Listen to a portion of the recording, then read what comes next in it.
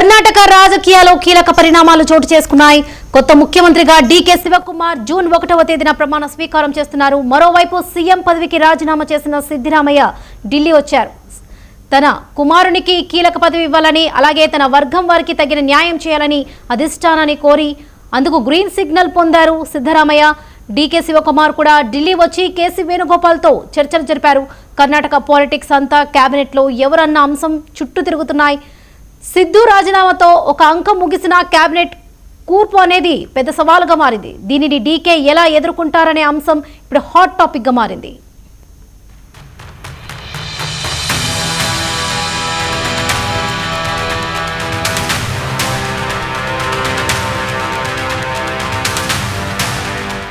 కర్ణాటక రాజకీయాల్లో డీకేకు ఉన్న image special.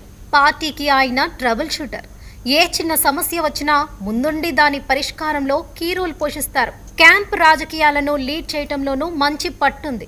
అలాగే అధిష్టానం దగ్గర కూడా మంచి గ్రిప్ ఉంది. 1980లలో స్టూడెంట్ లీడర్గా రాజకీయాల్లోకి ఎంట్రీ ఇచ్చిన డీకే 1989లో తొలిసారి ఎమ్మెల్యేగా గెలిచారు. అప్పటి నుంచి వరుసగా 8 సార్లు ఎమ్మెల్యేగా ఎన్నికై అపజయం ఎరుగని నేత అనిపించుకుంటున్నారు. అలాగని డీకే పొలిటికల్ లైఫ్ పూల పాన్పుగా సాగిందని చెప్పలేం. అనేక సందర్భాల్లో కఠినమైన సవాళ్లను ఎదుర్కొన్నారు.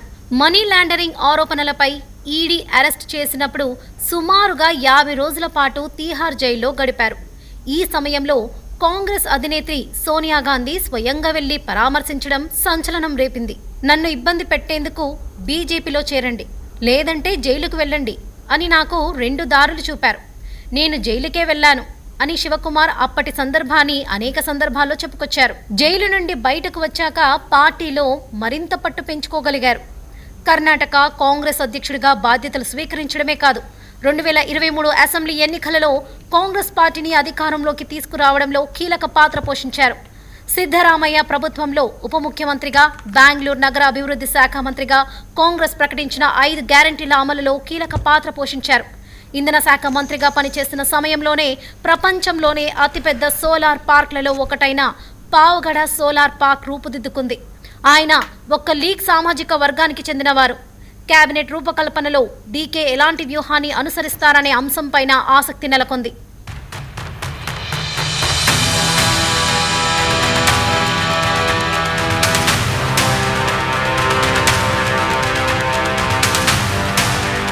కేబినెట్ కుర్చీలో డీకే కేరళ మోడల్ అనుసరిస్తారని, పలువురు సీనియర్ మంత్రులను పక్కన పెడతారని ప్రచారం సాగుతుంది. డజను మందిని కొనసాగించి మిగిలిన స్థానాలను కొత్త వాళ్లతో నింపుతారని అంటున్నారు. సిద్ధరామయ్య వర్గీయులు కొందరికి ఉద్వాసన తప్పదన్న ప్రచారం సాగుతుంది. HC Mahadevappa, KJ George, Byrathi Suresh, Santosh Lad, BZ Zameer Ahmed ఖాన్ల తదితరుల పేర్లు వినిపిస్తున్నాయి. సిద్ధరామయ్యకి ముఖ్యంగా అహిందా వర్గాలు అంటే మైనారిటీలు, వెనుకబడిన వర్గాలు, దళితులకు మద్దతుంది. ఆయనను పదవి నుంచి దింపితే ఊరుకోమని ఈ వర్గాలు హెచ్చరించాయి. ఇప్పుడు కేబినెట్ కూర్పులో సరైన న్యాయం జరగకపోతే అది పార్టీని డ్యామేజ్ చేసే ప్రమాదం లేకపోలేదు. 2028 అసెంబ్లీ ఎన్నికలను దృష్టిలో పెట్టుకుని కేబినెట్ని రీవాంప్ చేయాలని అధిష్టానం భావిస్తుంది. యువతకు బాగా ప్రాధాన్యం ఇవ్వాలని రాహుల్ నుంచి సూచనలు వచ్చినట్లుగా తెలుస్తుంది. కేబినెట్ రూపకల్పన మాత్రమే కాదు, పార్టీలో ఇంటర్నల్ డైనమిక్స్ ను డీకే ఎలా కాపాడతారు అనేది ఇప్పుడు ఆసక్తికరంగా మారింది.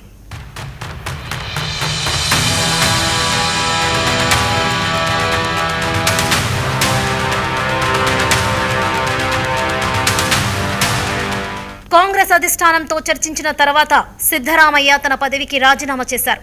ఈ రాజీనామా గవర్నర్ ఆమోదం పొందింది. అధిష్టానం సూచించిన విధంగా రాజ్యసభ సీటు పైన ఆసక్తి లేదని, ఎమ్మెల్యేగా కొనసాగడానికి ఆసక్తి చూపుతున్నానని తెలిపారు. డీకే ముఖ్యమంత్రి హోదాలో ఉంటే అదే సభలో సిద్ధరామయ్య మామూలు ఎమ్మెల్యేగా ఎలా కొనసాగగలుగుతారనేది పెద్ద ప్రశ్న. గవర్నర్కి రాజీనామా సమర్పించిన అనంతరం సిద్ధరామయ్య ఢిల్లీకి వచ్చారు. మల్లికార్జున ఖర్గే, సోనియా, రాహుల్లను కలుసుకున్నారు. తన వర్గానికి సంపూర్ణ న్యాయం చేయాలనేది ఆయన ప్రధానమైన డిమాండ్. తన కుమారుడు యతీంద్రకు వైద్య ఆరోగ్యం, బీసీ వెల్ఫేర్ శాఖలను కేటాయించాలని ప్రత్యేకంగా కోరటం ప్రాధాన్యాన్ని సంతరించుకుంది.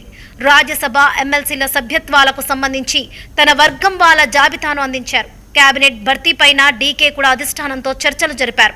కేసీ వేణుగోపాల్తో భేటీ అయ్యారు. కొత్త కేబినెట్ లో 2 డిప్యూటీ సీఎంలకు ఉండటానికి అధిష్టానం గ్రీన్ సిగ్నల్ ఇచ్చింది.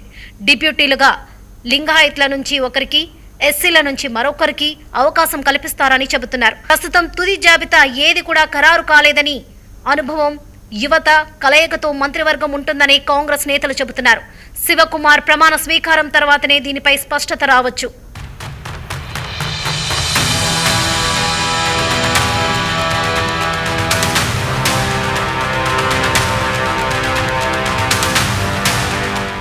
ఎన్నో సవాళ్లు, రాజకీయ అడ్డంకులను అధిగమించి కర్ణాటక ముఖ్యమంత్రిగా పాలన పగ్గాలు చేపడుతున్న డీకే కర్ణాటక రాజకీయాలపైన ఎలాంటి ముద్ర వేస్తారో రానున్న రోజుల్లో తెలుస్తుంది.